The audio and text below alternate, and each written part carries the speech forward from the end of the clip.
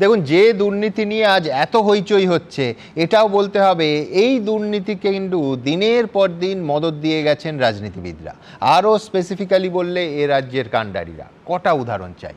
2025-এর 11ই November Mamata Bandyopadhyay বললেন, birth certificate আবার কি, কেন প্রামাণ্য নথি হিসেবে বার্থ সার্টিফিকেট চাওয়া হবে। আর একটা কথাও বললেন, জানিয়ে সেই সময় প্রচুর মিম হয়েছিল। বললেন, আমরা সব হোম ডেলিভারি। আসলে বলতে চেয়েছিলেন নন ইনস্টিটিউশনাল বার্থ। আর এইখান থেকে শুরু হতে হলো একটা বিরাট দুর্নীতির ইকোসিস্টেম। কি বলেছিলেন রাজ্যের প্রাক্তন মুখ্যমন্ত্রী, দেখুন।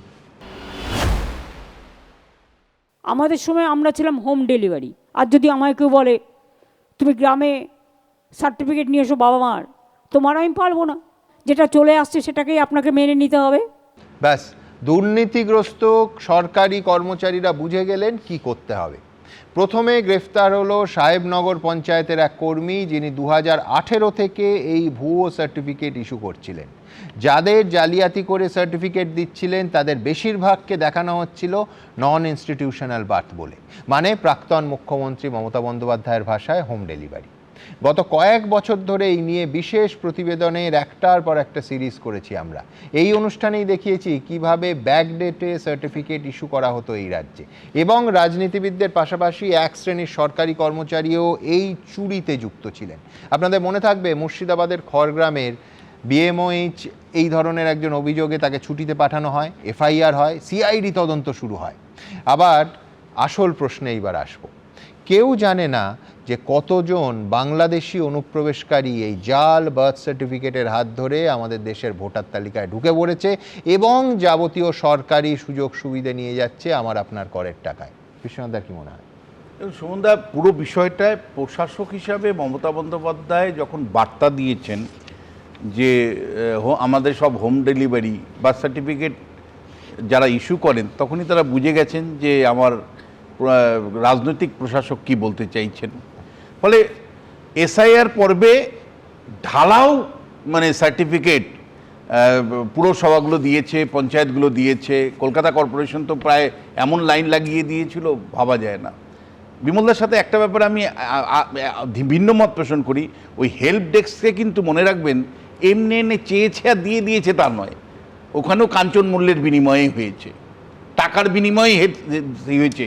আপনার মনে থাকতে পারে, আমি আপনার স্টুডিওতে বলেছিলাম যে 6,000 টাকায় মা বিক্রি হয়, 6,000 টাকায় মা বিক্রি হয়। এন্টার এলাকাগুলোতে, বর্ডার এলাকাগুলো যাবেন, বা যখন অনুপ্রবেশ করে আসলো, এই পারে আসলো, এসেই প্রথমে একটা ধার মা ধার বাবা খুঁজতো, কারণ তার পরিচয়পত্রকে ব্যবহার করে সার্টিফিকেটগুলো পাবেছে।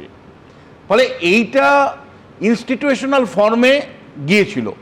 মমতা বন্দ্যোপাধ্যায়, দেখুন, প্রথমত আমি বলবো যে এই ভুয়ো বার্থ সার্টিফিকেট ইস্যু, এটা কিন্তু আমলাতন্ত্রের মাধ্যমেও চলছিল। মনে করেন আপনি টাকা দিলেন, একটা দালাল চক্র আছে, তারা কিন্তু সার্টিফিকেট করে দিত, এটা আমরা জানি। কিন্তু পলিটিক্যাল মাস্টাররা, একেবারে সরাসরি মমতা বন্দ্যোপাধ্যায়ের মতো মানুষরা যখন খুল্লা ছাড় দিচ্ছে, তখন এটা কার্যত বলা যায় প্রাতিষ্ঠানিক দুর্নীতিতে পরিণত হলো। এই প্রাতিষ্ঠানিক দুর্নীতি এমন পর্যায়ে গেছে যে বার্থ সার্টিফিকেটের উপর দাঁড়িয়ে বা জন্মের হারের উপর দাঁড়িয়ে দেশে পরিকল্পনা তৈরি করা হয়, দেশের ডেভেলপমেন্টের কাজকর্ম করা হয়, সেটা কিন্তু সরাসরি আঘাত আসলো। এটা দুটোভাবে আমাদের রাজ্যে হয়েছে। একটা হলো এসআইআরে যে কোনো মূল্যে ভোটার, মমতা বন্দ্যোপাধ্যায়ের যে ভোট ব্যাংক, সেই ভোট ব্যাংক রক্ষা করবার জন্য তিনি এলাকার পর এলাকা ভুয়ো সার্টিফিকেট কার্যত তার নির্দেশেই এটা কিন্তু চারিদিকে ছড়িয়ে গিয়েছিল। এসআইআরে পরিষ্কার মমতা বন্দ্যোপাধ্যায়ের যে ভোট ব্যাংক, সেইটা সুরক্ষা দেওয়ার জন্যই কিন্তু এই ভুয়ো বার্থ সার্টিফিকেট, এই যে আপনি দেখাচ্ছেন যে 2025 সালে এসে 3 গুণ বাড়ছে, আর 26 সালে 3 মাসের মধ্যে সেটা 10 গুণ বাড়ছে। 3 মাসের মধ্যে মনে রাখবেন 5 লাখ ওটা। ফলে ওটা যদি আপনি সারা বছরের ক্যালকুলেশনে আনেন, প্রজেকশন করে 20 লাখ হচ্ছে। ফলে এই এক্সপেনশিয়াল যে গ্রোথটা, এটা একদম সরাসরি মমতা বন্দ্যোপাধ্যায়ের ভোট ব্যাংকের সাথে সম্পর্কিত। এবং এর সাথে সাথে যে এই অনুপ্রবেশ যারা করছিলেন, এই অনুপ্রবেশকারীদেরকে কিন্তু নিয়মিত এই ভুয়ো বার্থ সার্টিফিকেটগুলো দিয়ে তাদেরকে কিন্তু ভোটার তালিকায় তোলা হয়েছে, তাদের রেশন কার্ড দেওয়া হয়েছে, তাদের মানে আধার কার্ড দেওয়া হয়েছে, তাদের দেশের নাগরিক হিসাবে প্রতিষ্ঠা করা হয়েছে। এই অনুপ্রবেশকারীদেরকে কিন্তু বছরকে বছর মমতা বন্দ্যোপাধ্যায় যে রাজনীতি করতেন তাতে তারা প্রশ্রয় আশ্রয় এবং তার স্থানীয় স্তরের আপনি কেন দেখাচ্ছেন না এখনো তৃণমূলের এক বিখ্যাত নেত্রী প্রকাশ্যে বলছেন যাদের যে সার্টিফিকেট লাগবে আমরা আমাদের পঞ্চায়েত দেবে আপনাদের।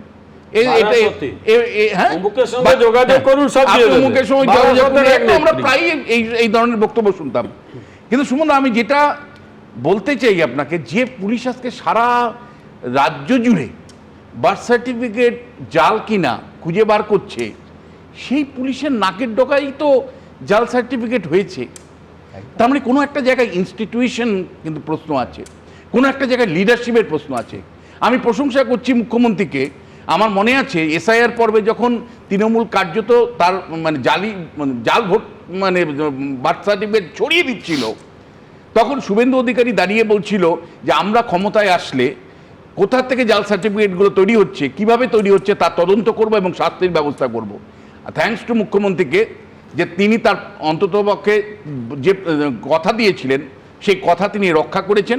সারা রাজ্য জুড়ে আজকে বিভিন্ন পুরসভাতে যে তদন্ত চলছে, যেভাবে ছানবিন চলছে, তাতে নিশ্চয়ই ভুয়ো ধরা পড়বে। কিন্তু আমার যে প্রশ্নটা, যে সিস্টেমটা কিন্তু আপনাকে যদি সত্যিই রিফর্ম করতে হয় তাহলে কিন্তু আপনাকে ভাবতে হবে যে সত্যি শুধুমাত্র আমলাদের হাতে সমস্ত ক্ষমতাটা দিয়ে আমরা কি দুর্নীতি মুক্ত করতে পারবো? কারণ এই পুলিশই তো তার নাকের ডোকাই তো কয়েক মাস আগে মমতা বন্দ্যোপাধ্যায়ের শাসনকালে এই পুলিশের সামনেই এই জাল সার্টিফিকেট ছড়িয়ে গেছিল। আবার আজকে সেই পুলিশই তদন্ত করছে, ওই আমলাতন্ত্রই আমলারাই আজকে সরব হচ্ছে। সেই আমলারাই আবার মমতা বন্দ্যোপাধ্যায় যখন শাসন ক্ষমতায় ছিলেন তারা দুর্নীতি করে বার্থ সার্টিফিকেট দিয়েছেন। তার মানে কোনো একটা জায়গায় পলিটিক্যাল উইল খুব ইম্পর্টেন্ট। এই জায়গাতেই আমি আপনাকে আসতে চাই। দেখুন সুমনদা, সারা দেশ আজকে উত্তোলিত নিটকে কেন্দ্র করে যে মানে বারবার প্রশ্নপত্র ফাঁস হচ্ছে, যেভাবে এক ধরনের দালাল চক্র সেখানেও গড়ে উঠেছে, মানে বেসরকারি যে কোচিং ক্যাম্পগুলোর সাথে তারা যেভাবে প্রশ্নপত্র লাখ লাখ টাকার বিনিময়ে বিক্রি করছে, এটা নিয়ম হয়ে গেছে বছরকে বছর, এবং 20 জন ছাত্রছাত্রী আমাদের মারা গেছে।